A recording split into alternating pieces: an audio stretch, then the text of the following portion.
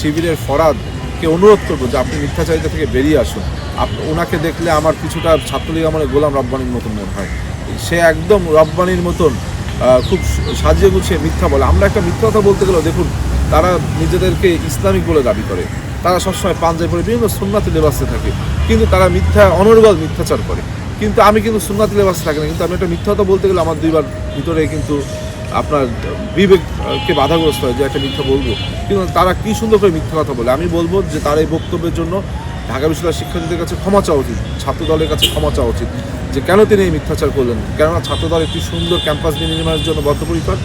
ছাত্রদল 5ই আগস্টের পর থেকে আজ পর্যন্ত শিক্ষার্থীদের কল্যাণে যা কিছু করার তার চেষ্টা অব্যাহত রেখেছে, এবং পূর্বের যে অপসংস্কৃতি ছিল, অপরাজনীতি ছিল, যে ছাত্রলীগের রাজনীতি ছিল, এবং ছাত্রলীগের ভিতর থেকে ছাত্রলীগ নেতারা আজকে যারা শিবির হিসেবে আত্মপ্রকাশ করেছে তারাই সে অপরাজনীতি অব্যাহত রাখছে।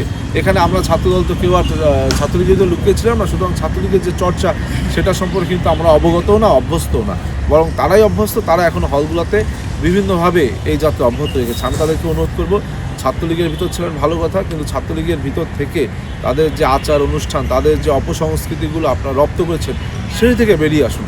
নতুবা তো এই ক্যাম্পাসগুলোকে আপনারা যেভাবে অস্থিতিশীল করতে চাচ্ছেন, এটি থেকে আমাদের মনে হয় যে আপনারা আগে যাদেরকে সাথে ছিলেন এই ক্যাম্পাস অস্থিতিশীল করে তাদেরকে আবার আপনারা ইনভাইট করছেন, এবং আপনারা আবার পূর্বের যে অপসংস্কৃতির রাজনীতি ছিল সেখানে ফিরে যাচ্ছেন। কিন্তু আমরা একটি সুস্থ সুন্দর স্পষ্ট বার্তা, বাংলাদেশ জাতীয়তাবাদী ছাত্রদল আমরা কোনোরকম অপসংস্কৃতির রাজনীতি আর চাই না, অপরাজনীতি আর চাই না। ছাত্র রাজনীতি আমরা শিক্ষার্থীদের উপর গণরুম গেস্টরুম কালচার আমরা চাই না, শিক্ষার্থীদের উপর অন্যায় নির্যাতন আমরা চাই না, শিক্ষার্থীদেরকে মানসিকভাবে বাধাগ্রস্ত করা আমরা চাই না।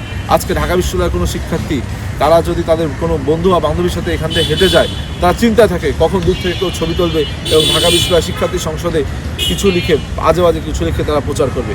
আজকে ঢাকা বিশ্ববিদ্যালয়ের শিক্ষার্থীরা যখন বিভিন্ন সময় খেলা দেখে, সেই খেলা দেখার সময় তারা ভয় থাকে যে কখন এই শিবির কী করেছে, বিভিন্ন মানুষের হাতে, তাদের বিভিন্ন নেতাকর্মীদের হাতে মোবাইল ফোন তুলে দিয়েছে।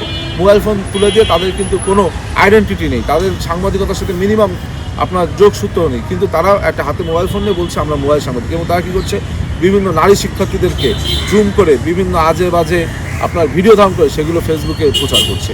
আমি বলবো এই জন্য আমাদের ঢাকা বিশ্ববিদ্যালয়ের শিক্ষার্থীরা কিন্তু একটি নিরাপত্তার সংকটে রয়েছে। আমি বলবো যে পূর্বে ছাত্রলীগের সময় নিরাপত্তার সংকটে থাকতো যে আমি আমার বাক স্বাধীনতা যদি এখানে প্রয়োগ করতে চাই তাহলে আমি হয়তো বাধাগ্রস্ত হবো, আমাকে হয়তো মারপিট করা হবে, আমাকে হয়তো জেলে নেওয়া হবে। কিন্তু এখন শিক্ষার্থীরা ভয় থাকে যে আমি যদি এখানে আমার স্বাধীনভাবে আমার বিশ্ববিদ্যালয়ে আমি হাঁটি, আমার ছবি হয়তো কেউ তুলে এটি হয়তো ভাইরাল করবে। অর্থাৎ এই যে মানসিকভাবে বাধাগ্রস্ত করা, এই যে মানসিকভাবে চাপে রাখা, এখান থেকে বেরিয়ে আসুন এবং শিক্ষার্থীদের মত প্রকাশের স্বাধীনতা দিন, শিক্ষার্থীদের বাক স্বাধীনতা, শিক্ষার্থীদের ব্যক্তি স্বাধীনতাকে আমাদের বজায় রাখতে হবে। তাহলেই এই যে শিক্ষার্থীরা, যে ঢাকা বিশ্ববিদ্যালয়ের শিক্ষার্থীরা প্রগতিশীলতা ধারক বাহক, ঢাকা বিশ্ববিদ্যালয়ের শিক্ষার্থীরা বাংলাদেশি জাতীয়তাবাদী ধারক বাহক, তাদের সেই ধারা অব্যাহত রাখা যাবে। তাহলে একটি সুস্থ সুন্দর ক্যাম্পাস যেভাবে চলছে এইভাবেও আগামী দিনে আরও ভালোভাবে ক্যাম্পাস আমরা চালাতে পারবো।